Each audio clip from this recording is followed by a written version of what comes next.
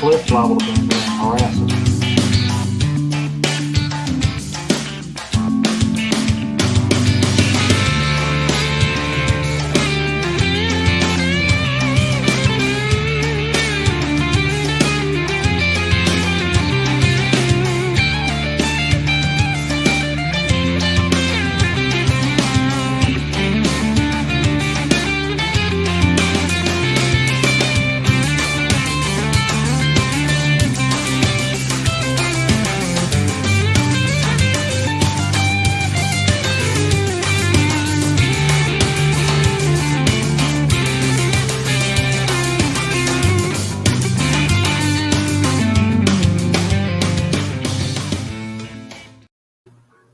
Hey everybody, it's Will.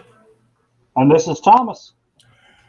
Welcome to the Virtual Spinner Rack. This week, we take a look at the Joker. Yep. And we both got it, yeah. Yeah. You said yours is a first print, though. Right? Yeah, mine's a first print, and Thomas has the anniversary one.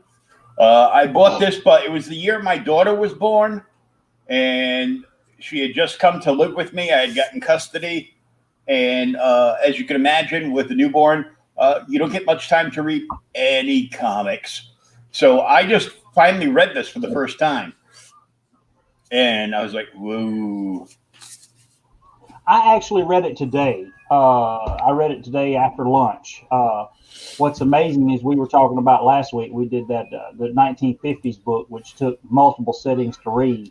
And you weren't able to get through it. I couldn't get through it, no. I read this whole thing in like 45 minutes. Yeah, it was a pretty quick read. Like I read like the first 5 pages and got sleepy. Yeah. And then I opened it back up and I blew through like 3/4 of the book. But then I had stuff I had to get done because, you know, I'm streaming like 4 or 5 days a week because Thomas and I do this every week, and then I do Creators Outlet, and now Creators Outlet, as you can see from the logo up on the corner, is part of the NSC Live podcast roadshow, and NSC promotes indie comics, and they've got a bunch of people. They do like a ton of different stuff, and it's pretty cool. So every time I do an episode with, you know, myself or anybody that's, you know, on the team, there's about 20 different podcasts up there now from most from, you know, around the United States, and one that I spotted down under in Australia. And there's all kinds of various ones, but anytime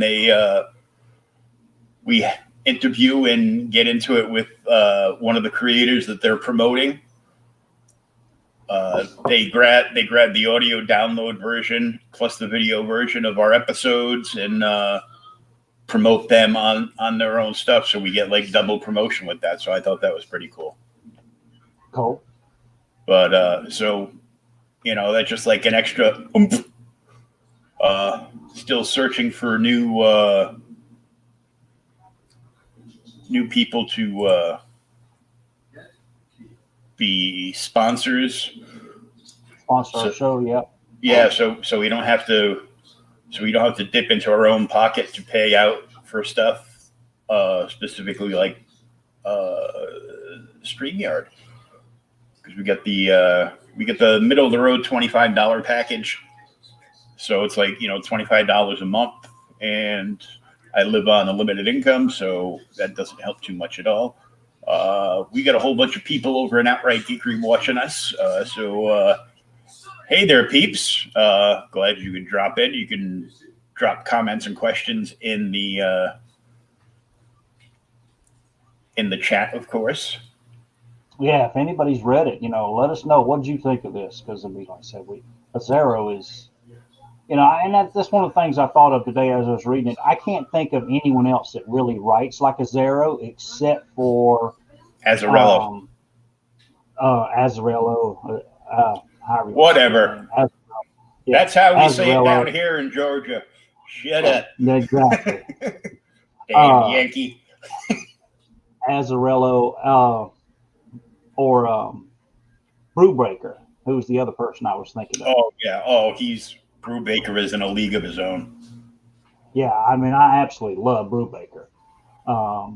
But I can't think of many people that write this level of, I don't say it's almost made for movies, made for TV, but it really is. I mean, the dialogue is so sharp, it's so, it's so poignant. It moves the book along very well. Mm-hmm. There's not a whole lot of fluff. Um, and then what's terrible is you go back and, was it Brubaker? I believe it was Brubaker, unless I'm thinking of something else. Wrote, I know he did a big run on Cap, and maybe that's where they're bleeding together at the same time. But when Bendis was writing Daredevil, and then Brubaker was writing Cap at the same time, both of them were very, real, hardcore, street level books. But Bendis is so wordy; it's just a different kind of writing style. Bendis wants to take 9 years to release a 4-issue story. That's the problem. I guess. And then he wants to change. Then he wants to change everything. I'm like,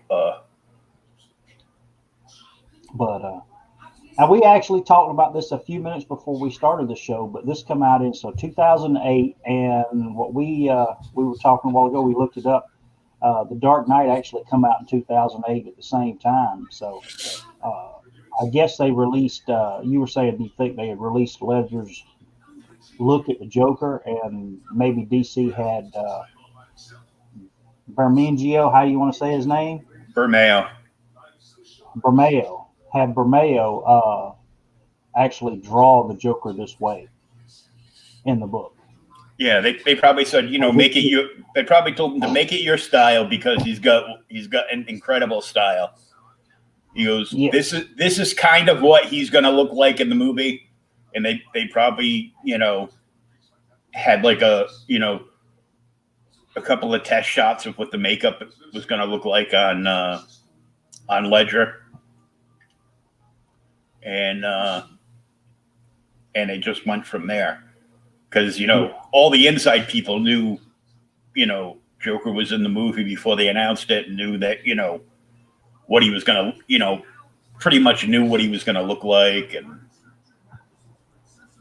well, that's still my favorite Batman movie, probably, up until the very end. I mean, that's and part of that is Ledger. Part of it's a huge part of it, I think, is Nolan. But I mean, this book has that same feel to it of the movie. Just it's really grounded in realism. But anything that, as however you want to say it, as anything Brian writes, has that same kind of feel. Yeah, it's this is just great. I had a feeling where it was going towards the end. I was like, it's only a matter of time. It's only a matter of time. But we don't want to get that far ahead. We want to start, looking at the pages and seeing his incredible artwork. But I mean, even here, you can see how good he was. Even back then. And now Bermeo, he's kind of an old man now, but his work is like, so much better. Yeah. Well, and not only that, it's so much better, but he, I want to say this is actually more comic book. This is more comic book style than his work now. It's like, now I kind of think of him as his work now is kind of like reminiscent of like Gelato. They have that same kind of feel to it. But this is just more of a classic comic book. This is almost like I think it's Steve Epting. Is it who I'm thinking of? Yeah. Yeah, that kind of same really dark, highly detailed feel to it. But yeah, the book opens and, title of the book is Joker. And it opens actually at a freaking strip club the Grin and Bear It Strip Club. Woohoo! And yeah. Oh, by And the there's way, some this is a former job. this is you are warned. It's gonna a lot of sexy time and so continue. But yeah, so you got some mobsters talking about something's going on. We don't quite know what it is, and they're like, they finally like somebody's getting out of jail. And he's like, well, who is it? And finally, this guy says, he says nobody else has got, he says the stones to do it. I'll do it. So the one of the mobsters throws him a set of keys, and he's to go pick somebody up who's getting out of jail. And of course, he shows up at Arkham Asylum, picks up. I actually like this guy in the book, Johnny. I really liked him for some reason. So he shows up at Arkham Asylum. Yep, Johnny. And the Joker is he is being released from Arkham Asylum. And that's what they keep talking about over these last couple pages. How the hell did he convince everybody that he was okay? And that's what he says. He manages to convince them that he's no longer insane. Yeah, man. How do you do that? Yeah, I mean, he even leaves with the makeup on. Whether, and this is where you want to go.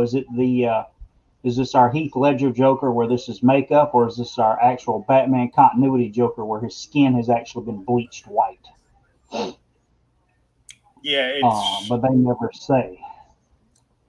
Yeah, could he have taken it off, or is it his natural look and he can't take it off? Yeah, is it movie reference from even back from '89?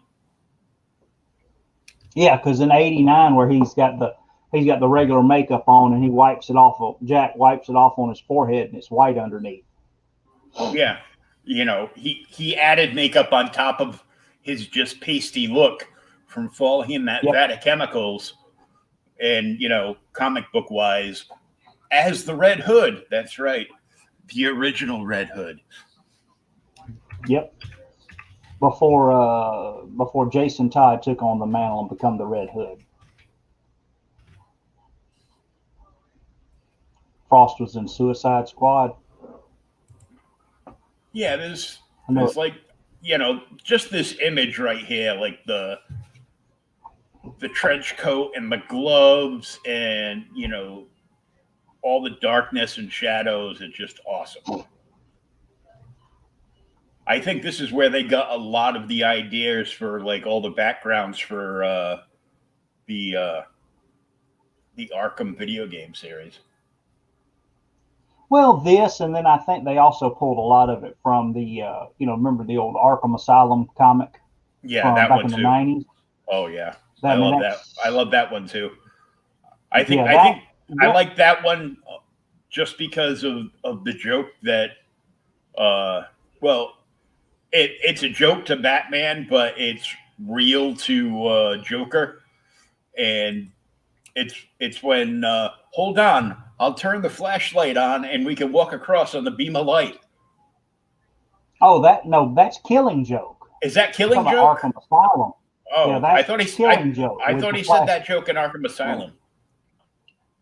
No, that's in Killing Joke. Yeah, you idiot! You'll cut the light off and I'll fall. Yeah, you shut the flashlight off and I'll fall to my death. No, Arkham Asylum is the one where it's got the whole thing where Batman's freaking out in there when he finally goes in and he talks about he doesn't want to go into Arkham Asylum because he's afraid when the door's shut he'll feel like he's going home. And then the Joker grabs him by the ass and tells him to loosen up, tight ass. Loosen up, tight ass. Yep. He must have been to jail before. Oh my. Well, that's something we'll get to here in a little bit. Actually, go back to both of those because that's by Dave McKean, who did all those wonderful Sandman covers. Mm-hmm. And his look is completely different. Now I know his Joker look is different than than the Joker's appearance in this book. But even some of the other characters are radically different. I guess they tried to sneak this into the comics code, or still kind of maintain it, because the Joker flips off Arkham Asylum, but then they don't really show it. But you know what the hell's going on. Yeah. Most indubitably. Yep. Leroy says Frost was in Suicide Squad. I'm missing that one. In the comic or the in the comic or in the movie? Because I wouldn't force myself to watch that movie. I'm sorry.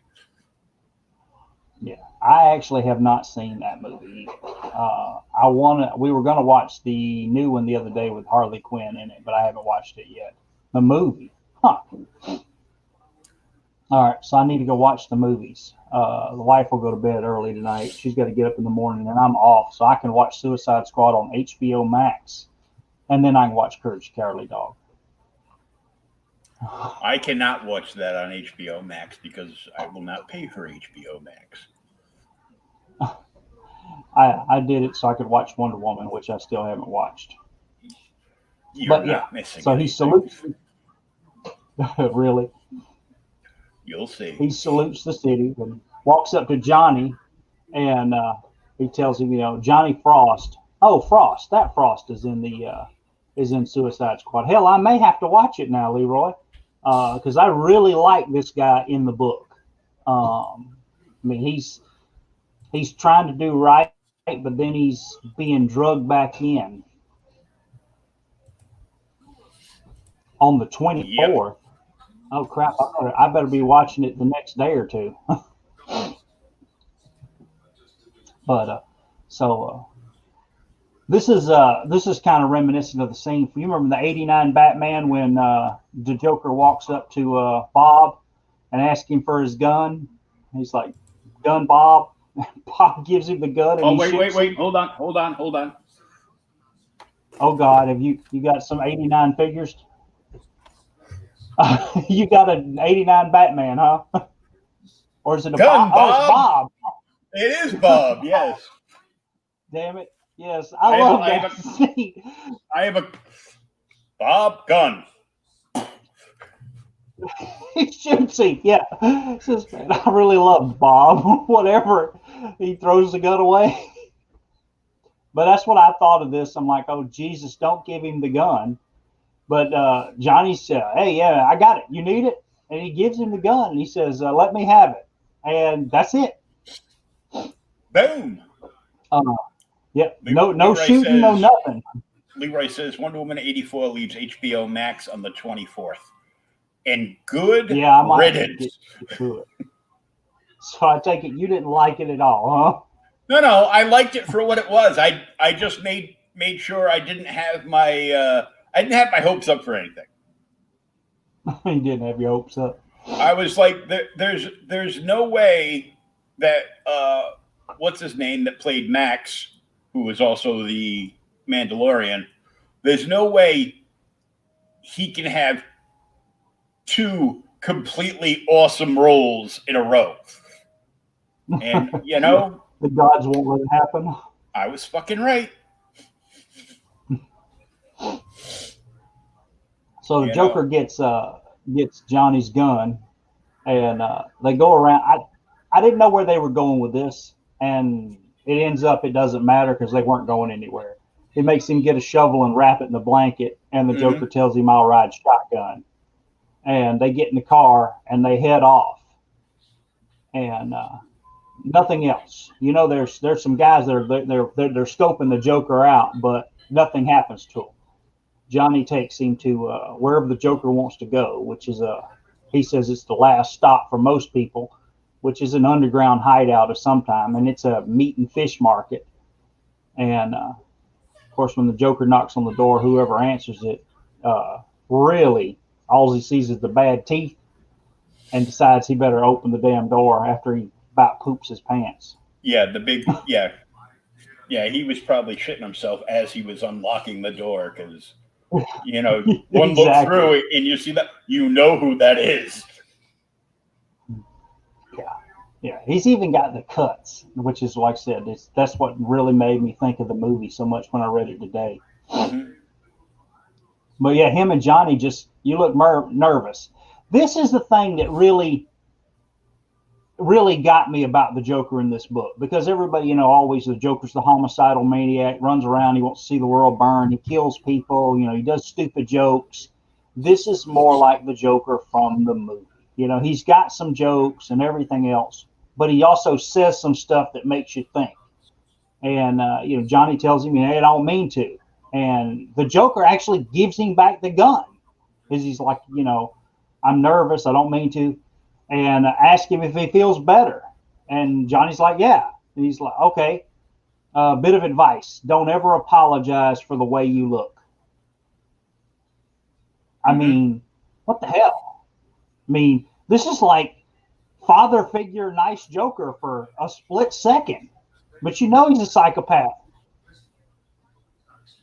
Yeah, it's not going to last. And then they go in, and then here's Killer Croc, Mm-hmm. Not who looking at all like a regular Killer Croc. They got him like. no, he looks nothing like Killer Croc.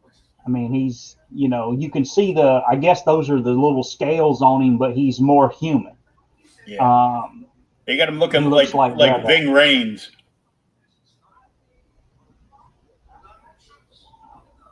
um, like that.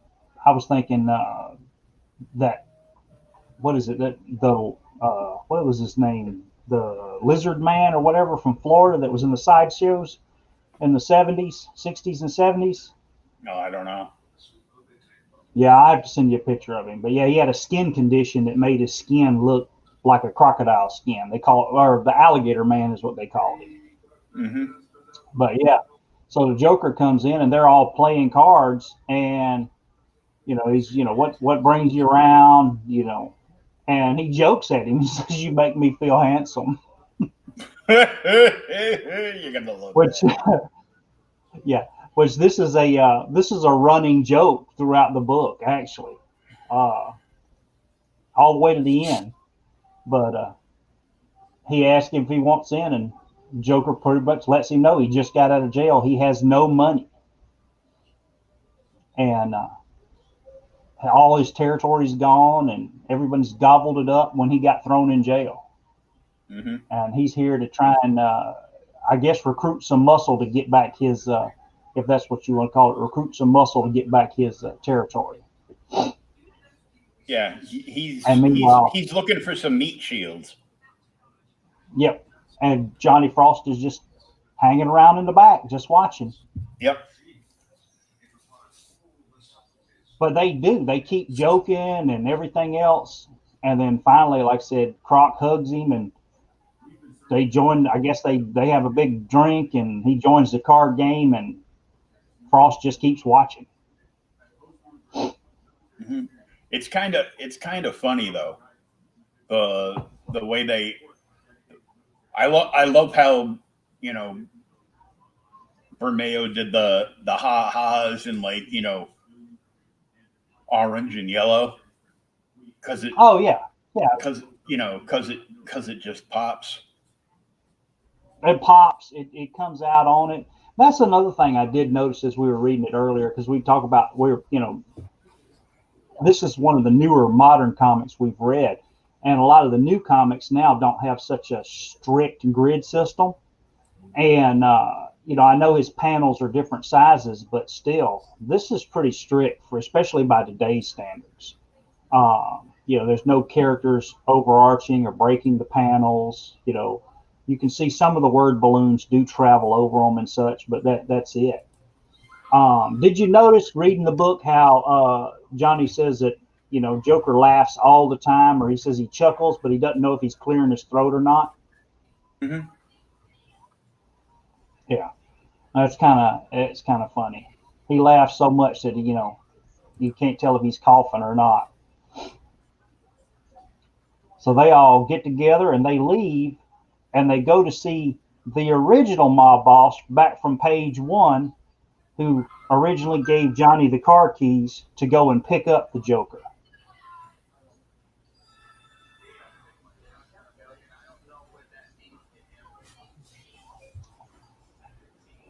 We got somebody from Creators Outlet telling us it's a great book. Yeah, that was me. That was you? We already know that, buddy. I read it. Yeah, I know. No, I went onto my YouTube and posted it to my personal page, and then I shared it out to like a whole bunch of the comic groups. So. Oh, okay, cool. So they show up and they get back to the bar, and they're all welcome home, boss, and Monty. It's been what? And they get to talking. I did not know who this was at this point in this book. As soon as I saw that, they went close up on her face in like the second panel, I was just like, Yeah. I go, that's got to be Harley. Got to be. Yeah, I just thought it was whoever, but yeah, it's Harley. We find out in about 2 minutes. So Joker shows back up, and his old mob buddies, his old henchmen, offer him a drink, and he drinks it, and it seems like everything's going to be okay. I even love the change of color. Mm-hmm. Look at that. Well, yeah, because it's they're in a strip club, right? Yeah, so it's getting they've got the spinny lights going and everything else. Yeah, you got all the nightclub lights going on and everything. Yeah, but that's what I'm saying. This is they've got this nice red here, and then this blue is so less menacing than the red the page before. I mean, and this is where he's got the drink. He even asked for another. It makes him look like such a happy, nice clown. Exactly. I don't know if I would go that damn far. And then we go back, and then I'm like, well, who the hell is he eyeing? And then that's shortly around this time is when I was beginning to wonder who it was. And yeah, I like this page. Yeah, I bet you do. She's wearing almost nothing, and she marches up there and she does the striptease dance at the pole. And Croc and them are just having a fun. Dude, they're there. They're their higher muscle, and they're literally there enjoying the show while Joker's trying to take care of business. Which is really, I guess it's showing the different things. But Johnny even talks about that later on in the book. He says, muscle only gets you so far. Sometimes you got to be discreet. It'll get you inside the door. Yeah, because Johnny's actually narrating this story. Yes. For those who we didn't mention earlier, Johnny narrates this for most of the book. So they're seeing this, and then here's where we firmly now know who this is. Yep, she pulls the hood up over. Yep. But yeah, so now while Harley's putting the mask on and beckoning to him, Joker asks him for $1. He goes and puts it in her he puts it in her like what do you call it, her pants or wherever, and they all keep drinking. This is a part in her G-string or panties, something, whichever one, yeah. Something. I know, Thomas. It's been so long, you forget. Yeah. So he's drinking and drinking. He's like, hell, I forgot I was part of the party. And then all of a sudden, he's already got a good buzz on, which this is really drawn well. The fact that, it's off of, I guess they shifted it after they drew it. They must have computer shifted it to make it look that way. And the damn mob boss has been flayed alive. No, he sticks the dollar. He sticks the dollar to his ass. He smacks it with the dollar on his ass.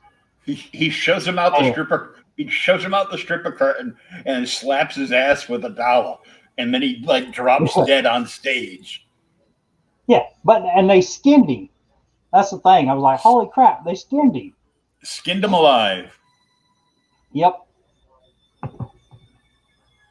And then while he's all there, the Joker's like, I'm very distressed. He's in my face. see, that's the whole thing. I mean, that's what reminded me. It just, I don't know, dude. It goes from this to him telling Johnny outside the door, never apologize for the way you look. These are two different people. Mm-hmm. But there's him and Harley, and one of Joker's many different personalities. Yes, but him and Harley are, hey, welcome back. I'm back at Gotham. Half the people in the club are freaking out. The other half are like, oh my God, old dude's throwing up. And he wants what's his is back. And Johnny's like, I'm finally on the right team. This could go someplace for me. It can, buddy. But he has never worked for the Joker before. No, and that's the whole thing is longtime comic readers. We know this is not going to end well for him.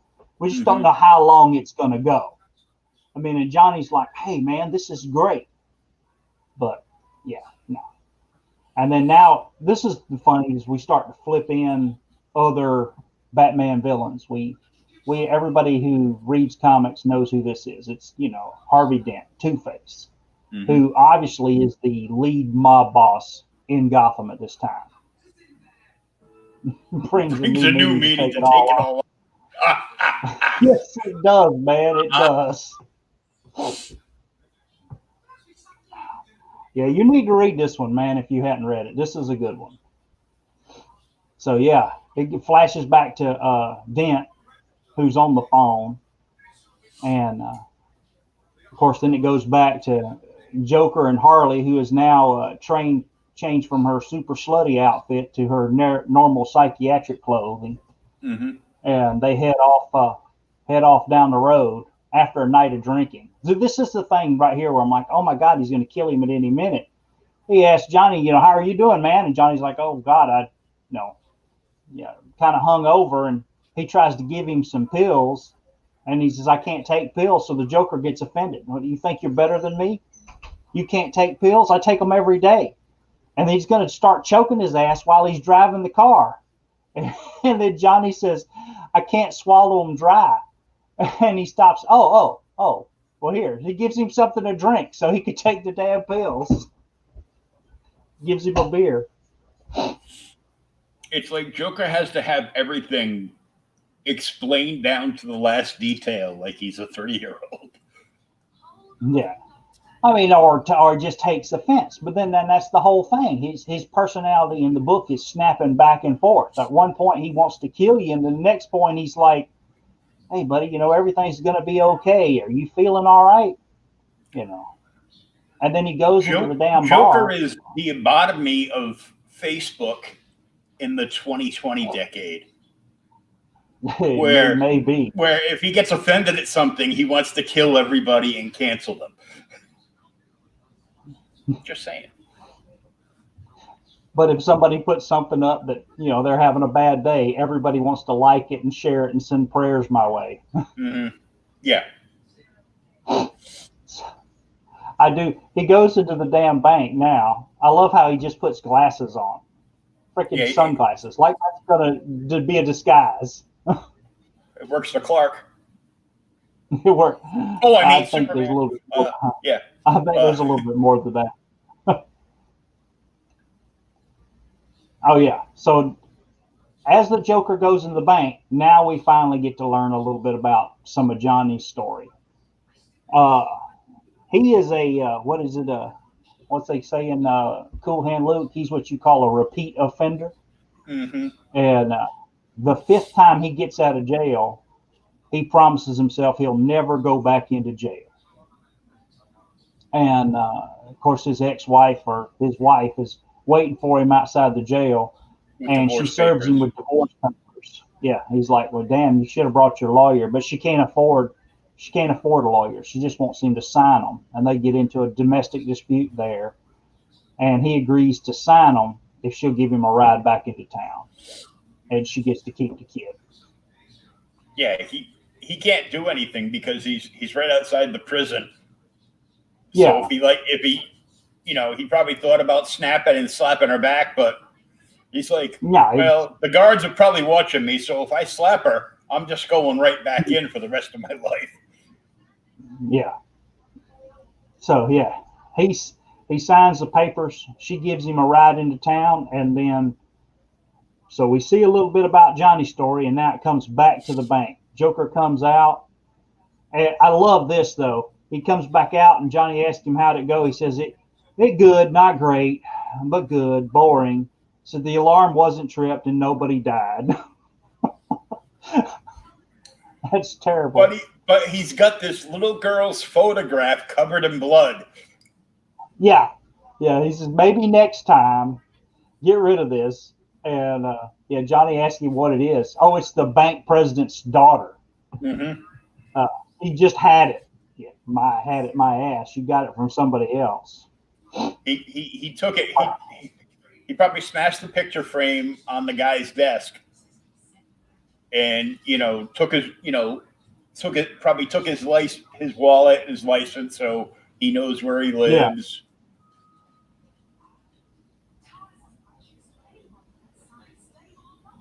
Yeah. Welcome to the show, Gina. Yeah, there's a lot I'm a of stuff boomer, out and there I still don't get it, but I'm sure it offends me. We just haven't got around to it yet. But here's a little bit of this our modern comic art as Joker breaks the panels here, and they just drive off.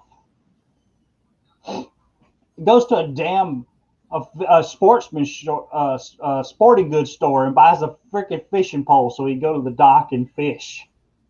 Yeah. And there's nothing in that water, but he's gonna fish anyhow. Yeah, he's just fishing.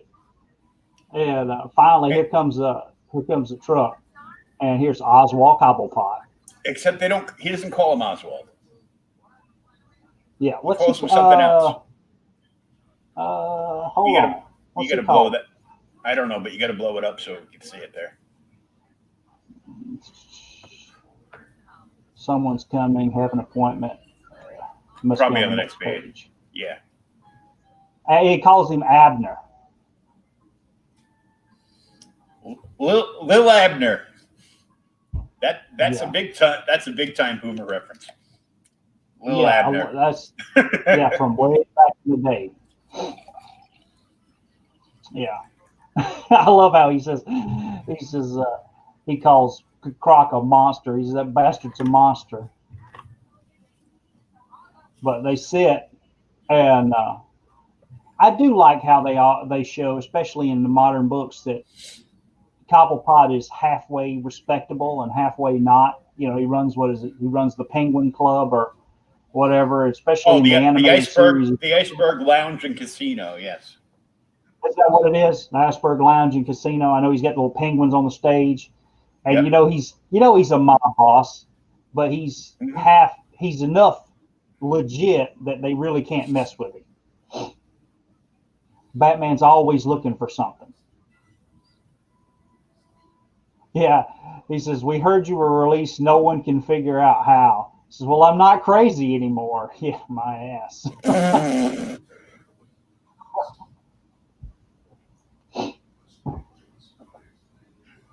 But yeah, so I'm just mad.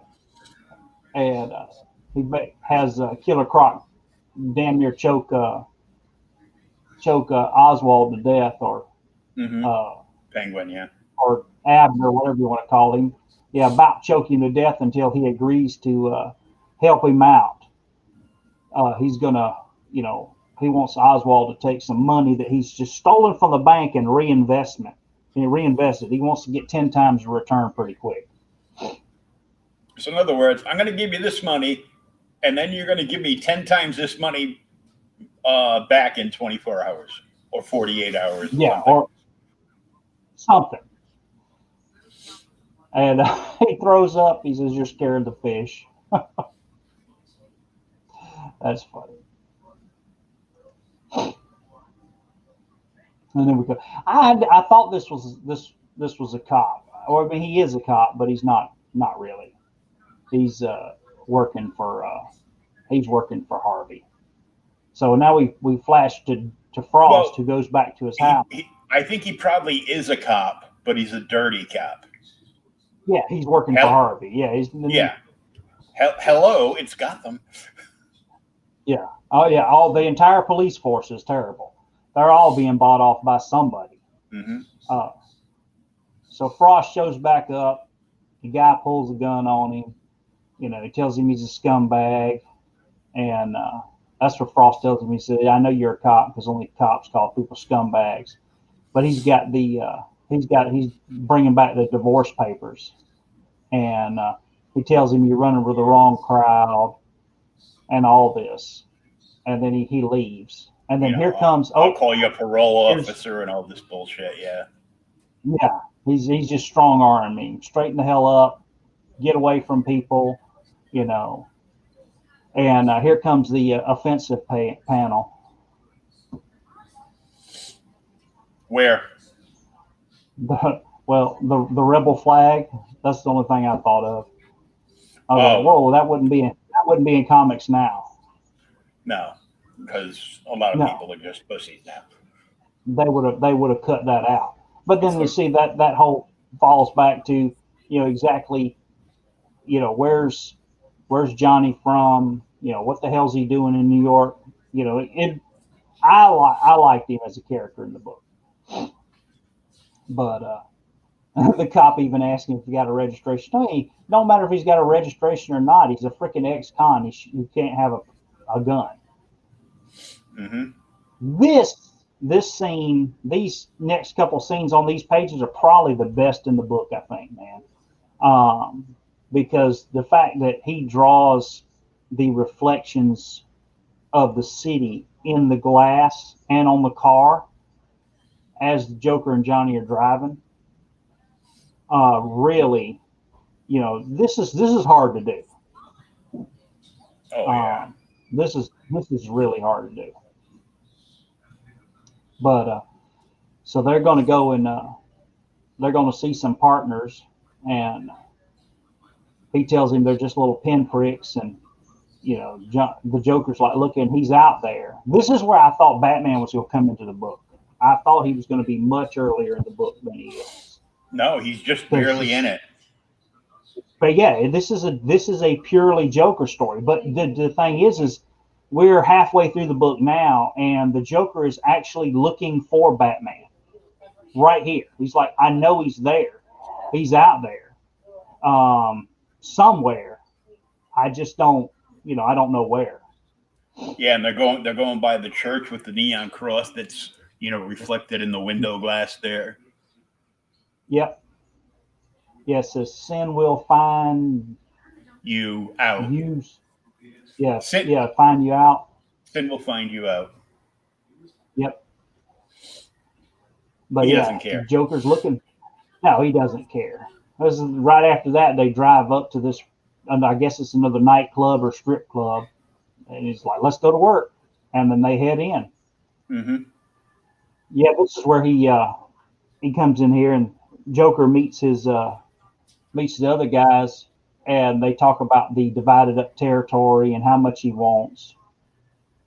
And the thing is the mob boss is like, no problem. Yeah, this was almost a scene right out of the movie. Yeah, it is. I mean, with with all of them in the basement with the pencil scene. Mm-hmm. But no, I mean, but you could see where one of them inspired the other one. I don't know. And Joker's like, hey, I just came here to get what's mine, and he's, trying to be funny and all this. And the guys finally agree, hey, we'll give you a percentage, he says 15% for you and 10% for the men, and Joker takes it. And he even gives some of the money, back, I think, doesn't he? No, he pockets it all. He looks at all the money, and he says that's good, deserves wage. They go to shake on it, but he never shakes his hand. And that's when he doesn't shake his hand in the bottom pages. I knew something's about to go bad. Yeah, instead of shaking his hand, he grabs the shrimp because he loves shrimps. Yeah, I love shrimps. Yeah, so do I. He put a shrimp ring in front of me. He You says, can say goodbye to that puppy. You're gonna eat them all, huh? I'm on a seafood diet. But yeah, so Johnny and him leave, and they're like, "Start the car. I got to go back in. I got something to do." And Johnny's like, "Hey, that went pretty well." But he goes back in and blows the damn guy away. He's 10% off the top of the table now. 5 for the first one, still, and everybody else is like, whatever. Shit, he's going to blow me away if I say anything. Yeah, and Joker's carrying around that 357 Magnum hand cannon there. Yeah, he walks out, dumps it. I reload. I guess he reloads here. And then he puts the gun in his mouth and actually pulls the trigger, but it doesn't go off. So he plays a little Russian roulette on his damn way to the car. This is when Frost should have drove the hell away. Yeah, that's when he should have been like, "Oh my God." Yeah, he really doesn't have a full day. This as the book progresses, we talked about his art style and such. Did you notice that it gets closer to what he does now than it does in the beginning? Yeah, in the beginning he was straight up Ledger movie Joker, and as he gets further into the book, it kind of slowly morphs back into more of the comic book version with the Heath Ledger attributes. Yeah. Well, not only that, I'm talking about his style it starts getting more painterly as the book goes on. You get away from the hard edges and the hard lines. I mean, you still have some of them, but look right where his shoulder is, and some of this, it's just it's just easy. There's no hard outline. So Johnny and the Joker decide to go to work, and then the next like 5 pages are dead bodies. Yep. It's the damn police finding mob bosses and gangland leaders stuffed in barrels, blowed away here, blowed away in an elevator. Bring out your dead. Yeah. Yep. Poor bastard got 2 shots to the chest while he's taking a dump. Yeah, this one, he throw it away in the damn garbage, and it just keeps going on. And this is where Johnny has the stones to go pick up the Joker, but I think his stones have grown. Yeah, he comes back to pick up. Yeah, Joker told him to go get Croc right away. So he goes in, he pulls the plate away from Croc, and apparently thinks he's got Joker clout now, and doesn't understand the pecking order of things. No, he not at all. I mean, I'm like, damn, dude, you're gonna die. No, if you ain't going toe to toe with the Bat and previous life choices, you're gonna die quick doing this shit. Yeah, I mean, he pulls the damn food. Yeah, you're done. The boss says come, and I'm like, oh shit, damn, Killer Croc's about to wipe the floor with him, and he still he doesn't. He manages he restrains himself. He hangs him up on the damn. He hangs him on a meat hook. Yeah, he hangs him on a meat hook so he can sit down and finish eating. Yeah, and then he does, and then he takes him down, and they go to meet the Joker, which this is funny. He says, "You're late." Hey, man. Hey, Cliff, how you doing? So Croc shows up with Frosty. He's like, "You're late." The Joker's like, "I just got here myself. I thought I kept you waiting." Oh, he's crazy. What? Yeah. Joker. That's the stuff that he's my favorite villain. He's crazy. Yeah, well, and he's up there. I mean, I really like my favorite Batman villain's probably Two-Face. But Joker's up there. Yeah. He says, so they go inside to a damn underground boxing match, and they go back to meet Oswald. Mm-hmm. And Joker strong arms him to get his money. And Oswald turns it over, and there's a damn freaking sack full of money. And Oswald, tells him that everything's all right, and he's heard that he's been up. But Harvey Dent, who is now like I said, we talked about earlier, the mob boss for, he is. Yeah. This Killer Croc is really freaky. He's scary. But Oswald tells him that damn Harvey Dent is looking for him and wants to talk to him. And Joker says he's crazy. yeah, he's got two minds. Mm-hmm.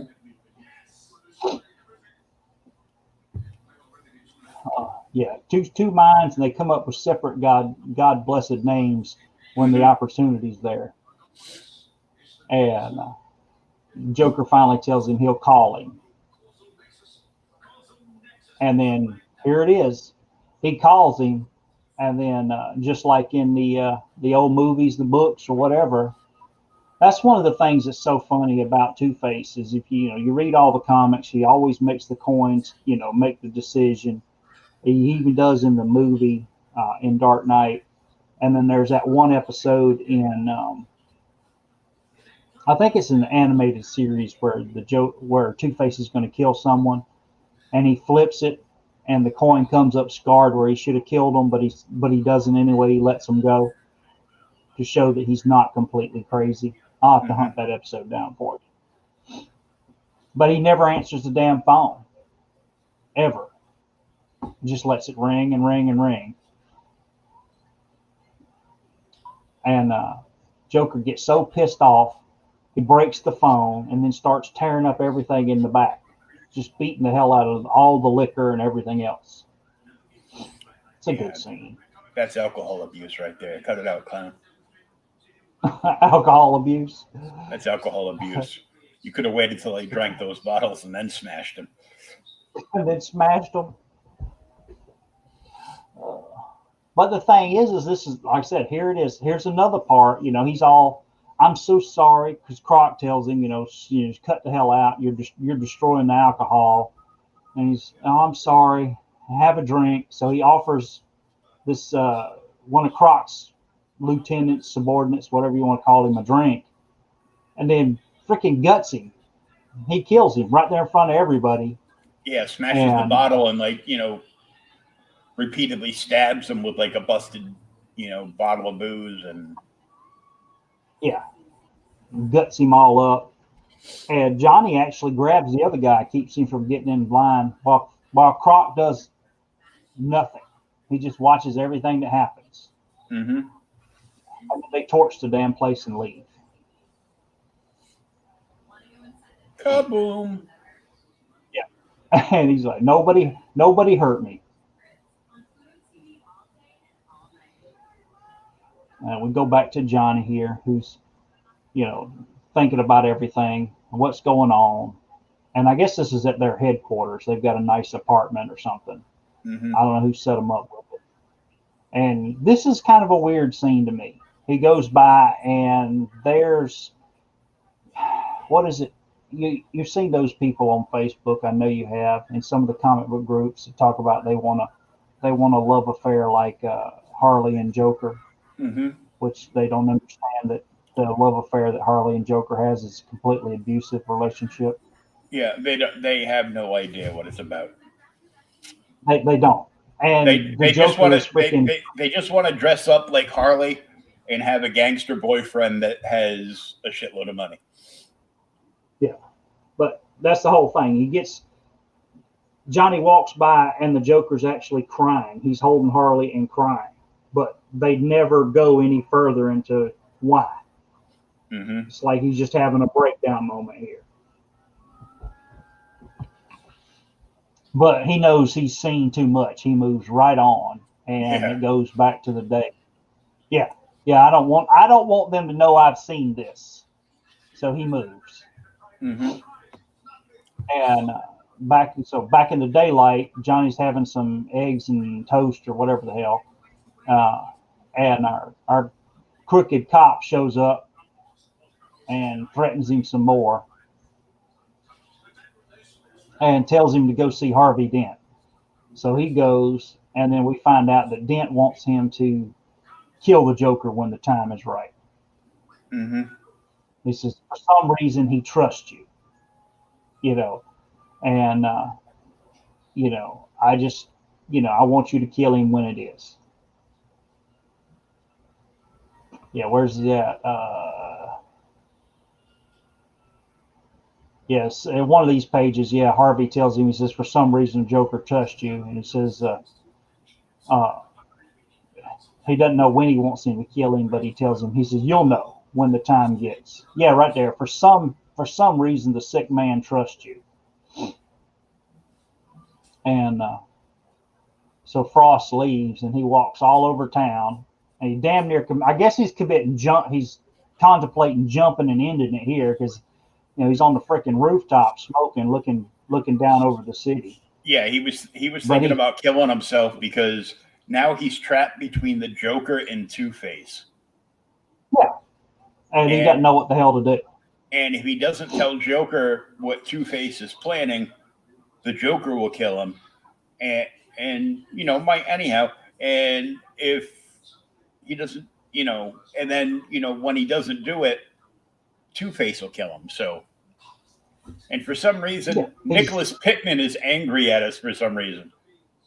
We got a big angry face. I don't know. A big angry face? Yeah, he was the one that said brings a new meaning to take it all off. And I know him. Friend of yours? Yeah, I know him. He probably he's kind of a misclick. Go fix that click. He's not quite a boomer, but yeah. See, this is the thing. So he spends all day walking the damn city deciding to, what the hell do I do? Do I kill the Joker like Dent wants me to do? Or do I, try and, let Joker know what the hell Dent wants me to do and then pray he doesn't kill me? So after all of that, he goes back to finally see the Joker. And when he shows up, like I said, his nuts are way too big. He's just gone crazy. Mm-hmm. The Joker asks him, are you late? And he says, yeah. Is there a problem with that? What are you talking about? This guy could kill you. Yeah. Are you drunk? The hell? So when he tells the Joker, then he takes a Johnny Lawrence kick to the nuts. Yeah, he does. Exactly. All the way up on the freaking shin. At least with that, you got a 50-50% chance of living. Yeah, a 50-50. Maybe if it's on one of those good days from the Batman animated series, you got a little bit better chance. But yeah, at least 50-50. You got to get in there and substitute the coin real quick. Yeah, that's a good episode too. So Joker kicks him in the nuts and tells him, he says, I don't have any problems. Do you have any problems? No, not. I don't have any problems. And then he says, you got any? He says, no, Joker, I don't have any problems. I was just kidding. So then he starts laughing. He's like, well, why didn't you tell me then? And it's like everything's back to normal. Knees buckling, in pain. Yeah. Knees buckling. He just had his balls kicked to his freaking chest. And at least he's made it out. And here's your appointment. I do not like this look on the Riddler. No. I don't like the gangster Riddler. Not at all. No, I could have lived my whole life without seeing him having a belly button tattoo of question marks going all the way around. Yeah, it's too the gangster Riddler is just not good for me. I just did not like it at all. He's one of those characters, like I said, he's too classy. He's like the Penguin. He's not a thug. Mm-hmm. The Thug works good for, it works pretty good for the Joker. It works great for Killer Croc in this book, Hmm. but not for the question, or not the question, but the Riddler. And so Riddler shows up, two cars. There's Harley in her modified costume for the comic, Yep. and She got a so she got a big ass knife in one hand and a machine pistol in the other, and and the other, she's ready to in go to case work. something goes wrong. Yep, she's ready to go to work. So So Joker and Riddler make they get down to business and they make a trade, and he gives him a suitcase, and I can't remember what was in the suitcase. You remember what it was again?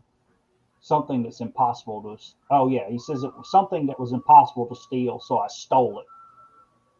And Riddler literally takes the money and he must gets be back in the car. Marcellus Wallace's soul. Marcellus Wallace's soul, and tells him to get out of town. And now that you're in the safest place to hide is insanity. That was a good little play on words. Hmm. And they leave. Of course, now everybody leaves after the Riddler leaves. So everybody's going back to the hideout, and this is where Two-Face makes his move and attacks them. Hmm. And he just lays into everybody.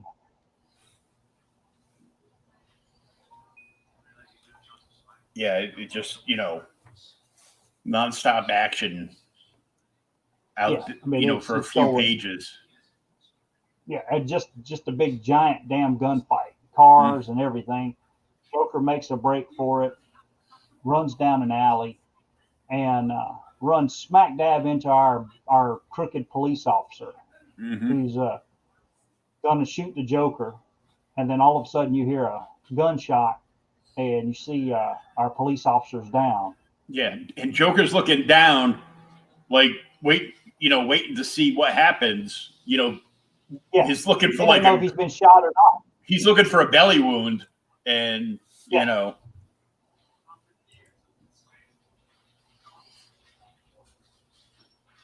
I can't believe it either, Cliff. She's insanely popular. hmm. I used to, and I know this. I know we've talked about it before on the show. I used to love Harley Quinn, years and years ago. But I guess she got so popular and she got so oversaturated. Same thing with Wolverine. I just, it kind of turned me off. But Well, yeah, so he's I looking for a think gun wound. the oversaturated characters for Marvel is Venom and Deadpool, and for Now, DC it's Harley and now Punchline. yeah. But I mean, and see, that's the whole thing.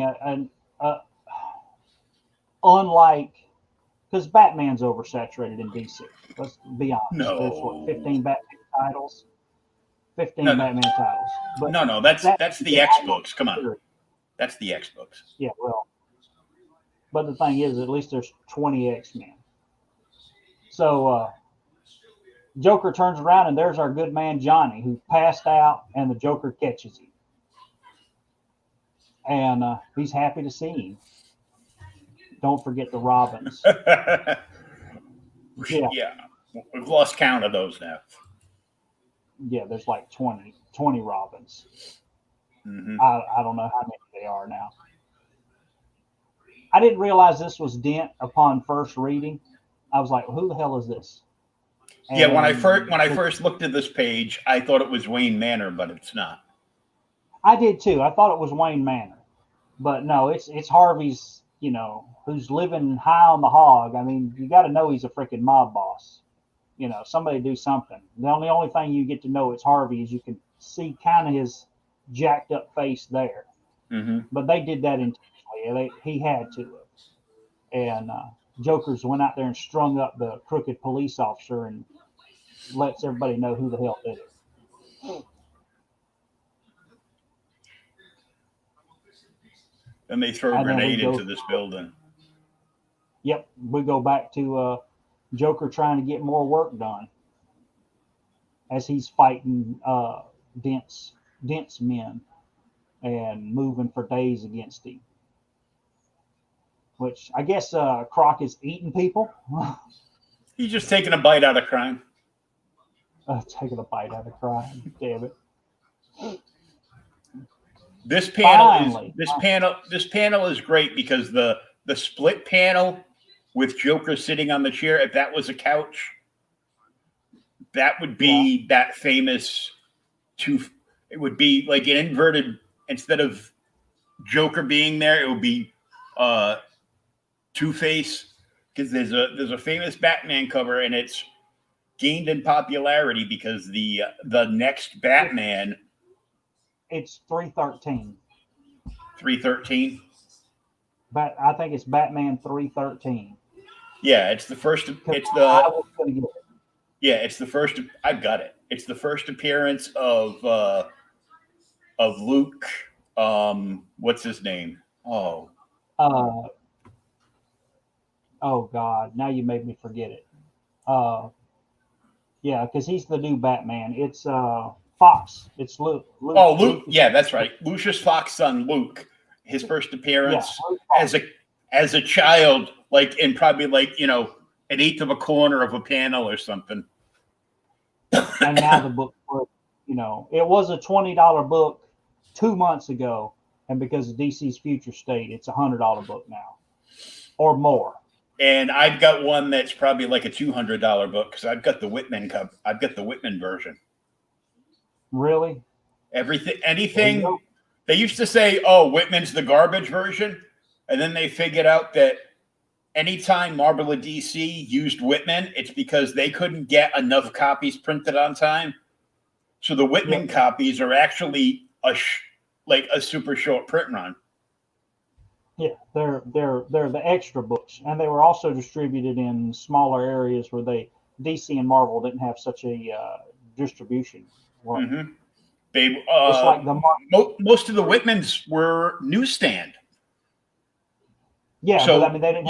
You got Whitman, so it makes it a short print run, and it makes it the newsstand edition. And for some reason, people decided the newsstand editions are worth more. Why? Because it's got because it's got like the price or the barcode in that thing instead of like a funny saying or artwork or something. I'm like, yep. All right, so Joker finally Dent finally calls Joker, and he tells him, he says, "We got to talk face to face," and they go to the Gotham Zoo to talk. I laughed at that conversation because I didn't face to face. I saw face to face, and I'm thinking and saying out loud, Two-Face, as I'm turning the page, and it says it. And I cracked up like a lunatic. Damn it. I know, right? It's the speculators making up shit, Cliff. Yep. The only reason I bought anything from DC's future state was to, flip through it and flip it. Hey, I did buy the new Swamp. I'll let you know how it is. Oh, I bought that because they're gonna be doing a ongoing with that version of Swamp Thing. Yeah, I think me and you talked about that last week sometime. Yeah. But so they go to the Gotham Zoo, and Joker shows up, and of course Harvey's there. He's got all his cronies, and they get into a big ass argument. And finally, the Joker hands over the suitcase, and I guess it's money or something. And they continue on. He says, "What's his mine?" I just can't with future state out of the room. Oh, he's out of room for books. Oh, out of room. So Harvey and Joker get into it, and then this is the thing that I didn't get here. I guess this is it, but Shelley somehow has gotten mixed up with Two-Face. But I'm thinking Two-Face found out who Johnny's ex-wife was and went and got her. And he's trying to use it against Johnny. And they get in, they have their big argument and everything. And it took me, a minute to get into this, and then Joker gets onto him, starts screaming about, uh, bigamy and all this other stuff. And then all of a sudden, as it keeps going on, they're arguing. And Joker cuts his damn hands with these razor blades. That would hurt like shit. That would be terrifying. To have the razor blades in his hands like that. Ugh. And then so they all draw. Then shit gets real. Yeah. Yeah, they all draw, and then somebody unloads on everybody, and it's the freaking gorilla, but it's really Harley Quinn underneath a freaking gorilla suit with a Tommy gun, who kills damn near all of Harvey Dent's people. And this damn monkey tries to eat the other part of Harvey's face, but the Joker saves him and tells him to get the hell out of town. We can't see what he says here. He whispers something in his ear, and I figured it out towards the end of the book.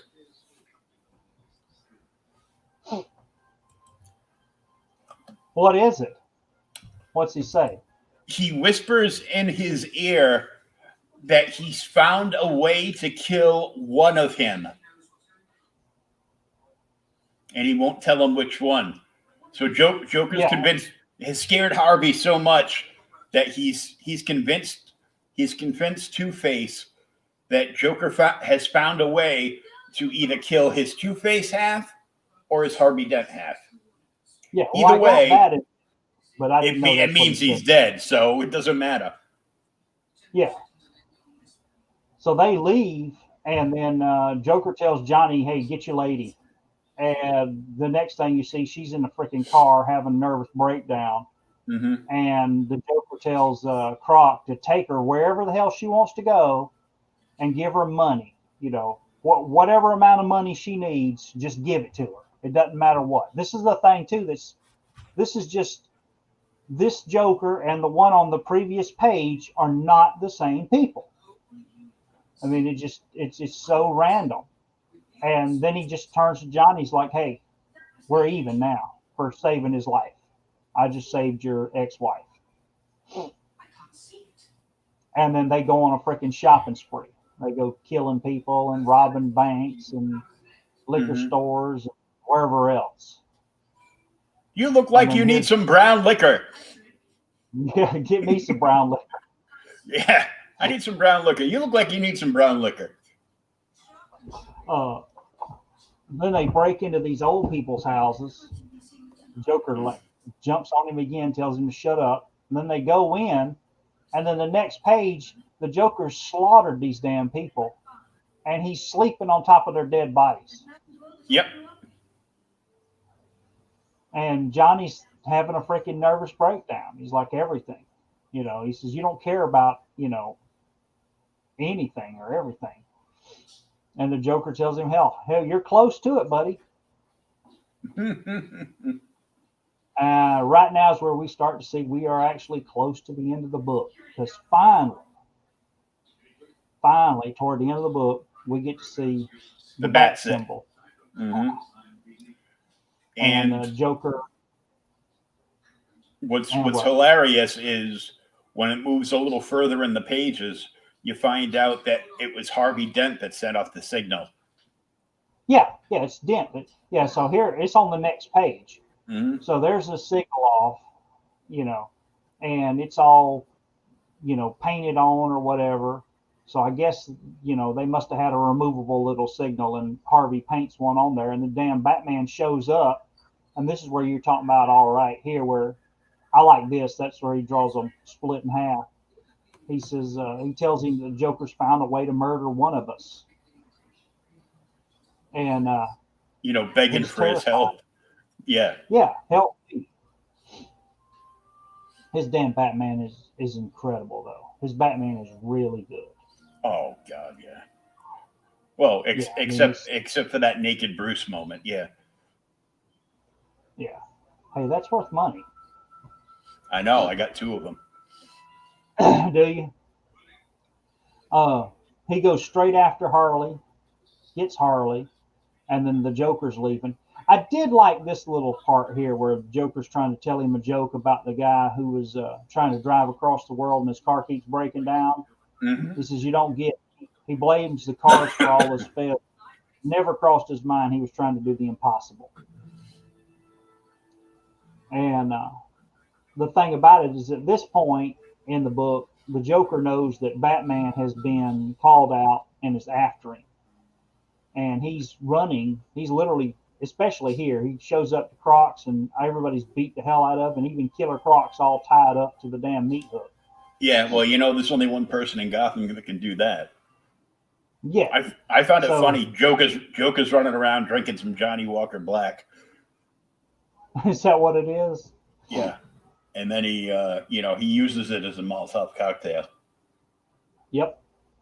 And yeah, he hauls ass. And this is the thing Did that you got see what the name of that place was? Look, it's Mama right Kin's. here, Mama Ken's. Mama Kin's, like the Aerosmith song. Yep. Back when Aerosmith was really good.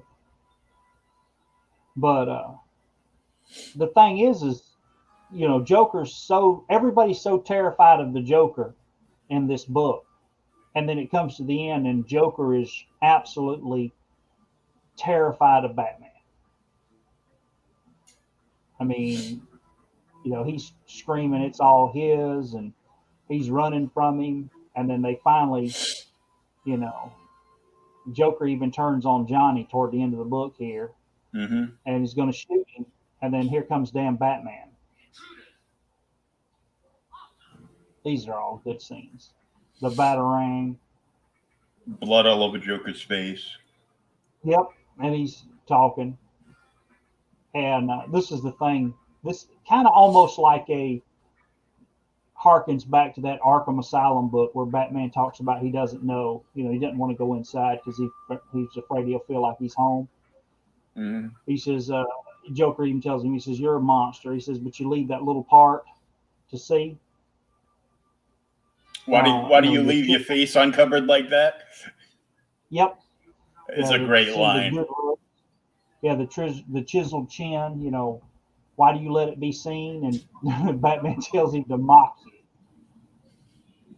And of course, he freaking shoots Johnny in the damn throat here, and unloads on him.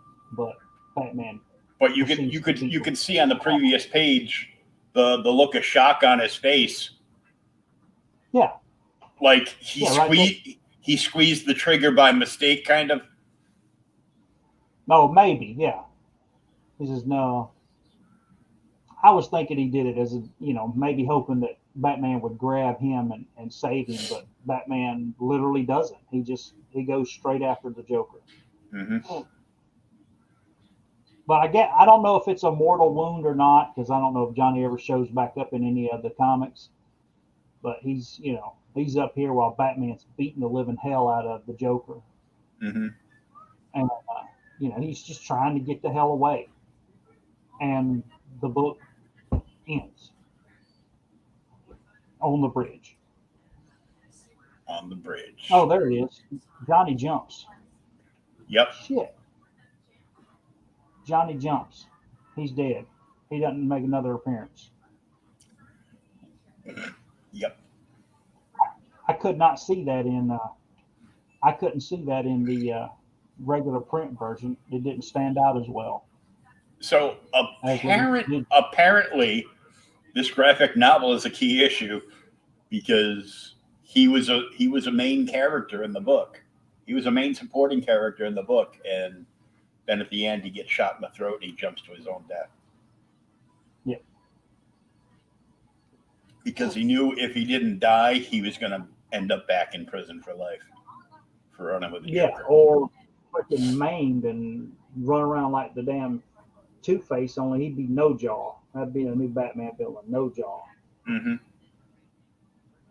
Uh, I thought it was a really good book. Like I said, the thing that shocked me is, between reading this one and the longer comic we read last week, this was just a really quick read. Uh, it is written almost like for a movie to me. I mean, they could use Yeah, so much of this. this would have made a better Joker movie than than the one they did. Some of the Joaquin Phoenix movie. Mm-hmm. You didn't like that movie? I did, but all it was it was like a remake of kind of the what's that movie? I can't remember the guy. I can see like the movie poster in my head, but the Michael Douglas movie there. Oh, Falling Down. Yeah, it's basically it's a remake of Falling Down, basically. So Kinda. I think you can relate to Michael Douglas more than you can the Joker. But yeah, I liked both of those movies. Well, I don't even know. watched The King of Comedy before I watched the Joker movie because they said the King of Comedy movie. What makes you see it? Well, that makes me want to see it. You haven't seen the Joker yet, Nick?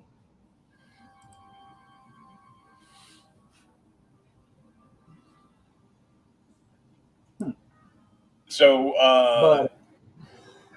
But let me just on an off topic. Yeah, you should watch it. I really liked it. yeah, watch it. If you want to go all out for it, rent. You don't have to buy a copy. I found a copy and bought it cheap, man. Watch The King of Comedy by Scorsese first, and then watch The Joker. I think he wants to watch the Joker because I said it was like the Michael Douglas Falling Down movie. Oh yeah, well I made old Nick watch Falling Down years ago. Yeah, I actually acted that movie out to a certain extent. Was it in the damn hamburger restaurant? Nope, it was in a strip club. Oh God. So what were you going to say on another note? What was the funniest piece of news you heard all week? Yes, Falling Down is epic. Funniest piece of news I heard all week?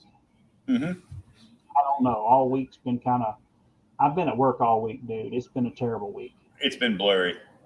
So the funniest news I heard all week was that somewhere in the UK in this woman's house, Gwyneth Paltrow's vajayjay candle exploded.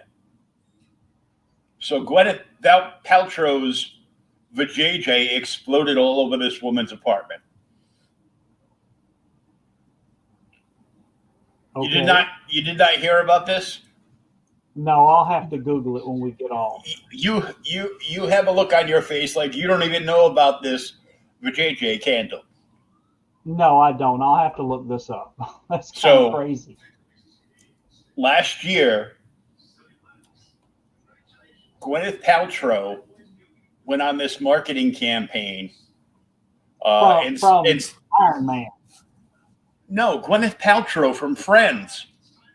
From Friends. Yeah. Okay. Yeah, that's not from Iron Man. Okay, yeah. Extremis, yes. Went on marketing campaign. She supposedly got some scientists to, mix chemicals together until it's supposedly smelled like her vajayjay, and marketed it. So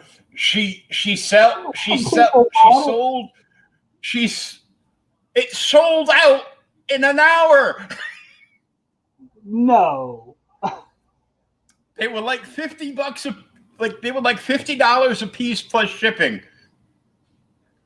So Meanwhile, you could go to the dollar store and buy a can of tuna for $1.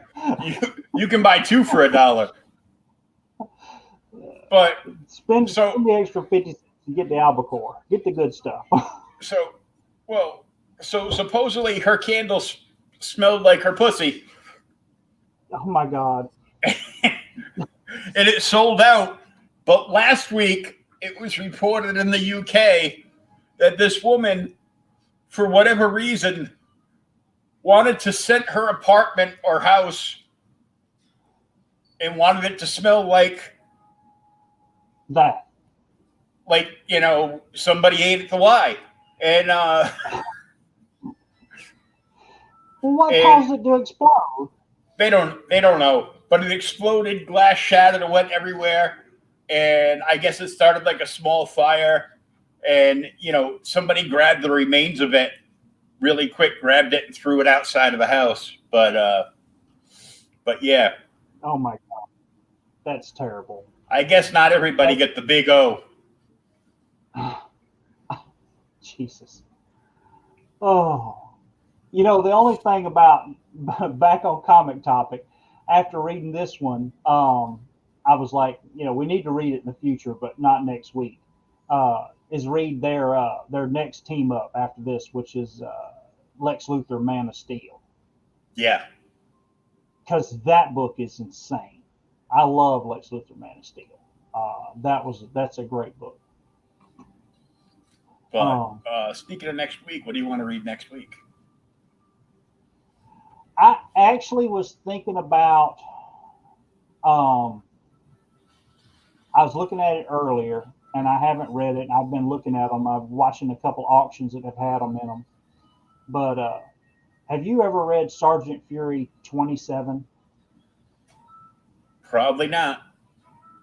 Okay, that's the episode. That's the issue of Sergeant Fury and his Highland Commandos, where it actually explains why he wears an eye patch. Okay, It's an old book. that's not the one that has um that's not the one that has Cap on the cover, is it? No, that's Sergeant Fury 13. Oh, That's okay. Sergeant Fury 13 that has Cap on the cover. Now, Dark Victory. Dark Victory was good. Yeah. Dark Victory, Long Halloween. Cliff wants Yeah, us we're to read. trying. Cliff wants us to read a novel by the end of next week. What's up with that? Yeah, yeah, because that is a thick book. It's like 12 issues. What we're 13. trying to do is it There's a 13 zero. issues? There's a zero issue with Dark Victory. Damn. It's 0 through 12.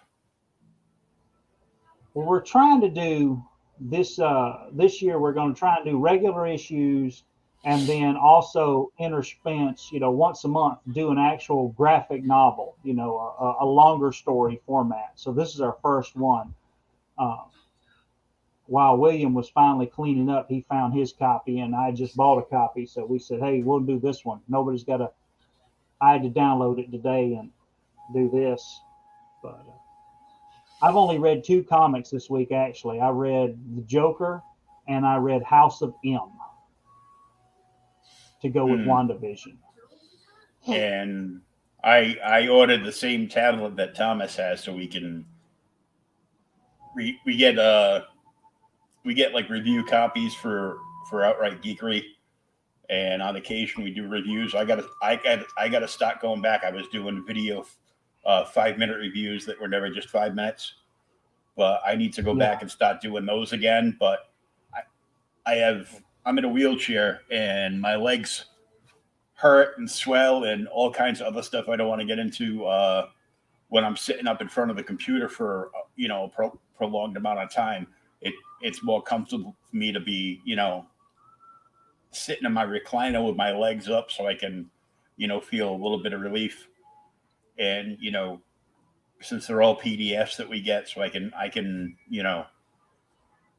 share my PC stuff over to my tablet and read it there. Yeah. Um, Talking about Dark Victory, though, I know you've read Dark Victory. What they did, Dark Victory, Long Halloween, and then you remember all the color episode issues too. They did what is it? Hulk Gray, Spider-Man Blue, Daredevil Yellow, Hmm. and was there another one? What was the other one? I Or think was that there one I more? think I think that was it. Those three were the color Those three. issues. But they did a Superman one too. Oh, but that's Superman for all seasons. Was it? Yeah. A man for all seasons. I think is what it is. Hmm. That's a good story too. The best Superman story, though, you know, possibly, is All Star Superman by Grant Morrison. And Hmm. quietly, that's an incredible story. It's up there with like freaking Superman Annual too, which Yeah. Maybe we'll Cliff. Maybe we'll do Dark Victory uh, on a month where there's like you know maybe in April because we have what Easter in April. yeah, So we'll probably take like a week off, so we have like 2 weeks, and we can read the trade of Dark Victory, all 13 bloody issues. yeah. What, Nick? Yeah, what do you get for the man who has everything? Is Superman Annual #2 by Alan Moore and Dave Gibbons, I think. Isn't it? Dave Gibbons? Hmm. Gibbons or Brian Boland? It's Gibbons, right? It's Gibbons, yeah, It's Gibbons. Okay, because Boland did Killing Joke. yeah. Yeah, Boland did Killing Joke. Actually, you know what? We'll scratch the Nick Fury. We'll hold off for it later. Um, I'll see what I can find. I know I've got some.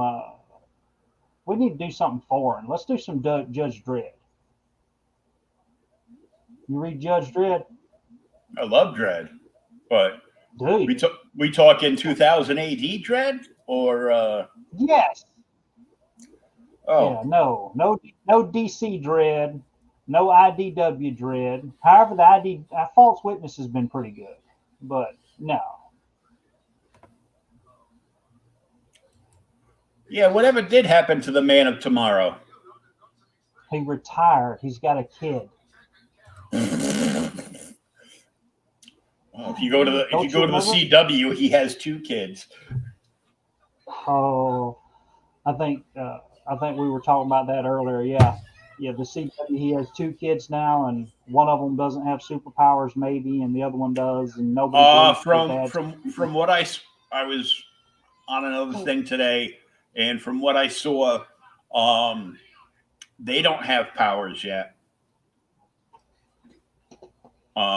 or haven't done anything to activate their powers, or I don't know what. But they show us the original trailer for that. Um, didn't really. It was like only like hints of this and that. Didn't really show too Yeah. much.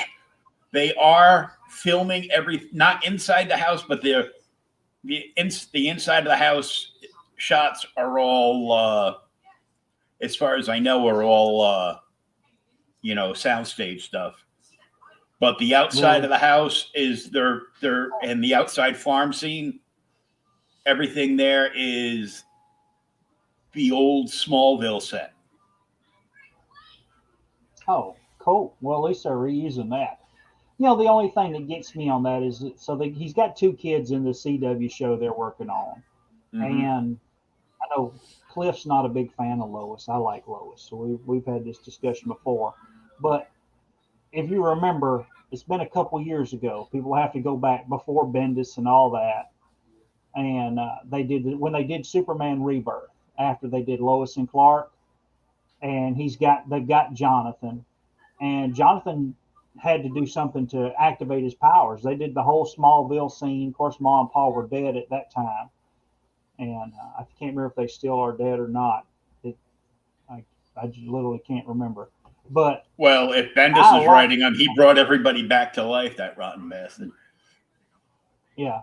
But the thing is I liked that storyline where Superman was a dad and Jonathan was a little kid. And, And his then powers did activate. yeah, and then And that's Bendis all. turned around and made him a young adult so he could ship him off into to be Legion of Superheroes. Superman and the Legion. But when Superman was part of the Legion, he was actually more like Superboy. It was Superboy in the Yeah. Legion, Yeah, it was Superboy in the Legion of Superheroes. That was from the 70s, but it just Yeah, I don't and know. that was the best version. But Bendis wants to rewrite everything in his own image, and I'm like,